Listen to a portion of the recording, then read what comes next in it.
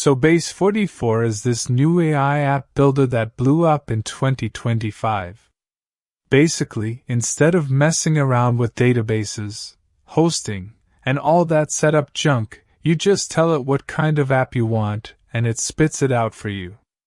Front-end, back-end, login system, analytics, it's all there right from the start. You can literally type, "Make me an app that lets users sign up and upload photos," and within a few minutes, you've got something running. What's cool is that once it builds the app, you can tweak it in a couple of ways. You can keep chatting with it, like move this button here or change this to blue, or you can dive into their editor and adjust stuff yourself. If you're more technical, some of the paid plans even let you export the code so you're not completely stuck on their platform. Now, it's not perfect.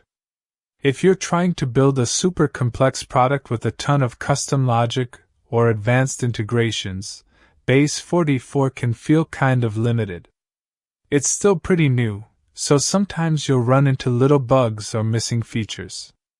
And while they do have integrations for stuff like Stripe, it's not as flexible as coding everything from scratch. Price-wise, they made it pretty accessible. There's a free plan that lets you play around and see what it can do, but it's pretty limited. The real entry point is the $16 per month starter plan, which is good if you just want to mess around with ideas or personal projects.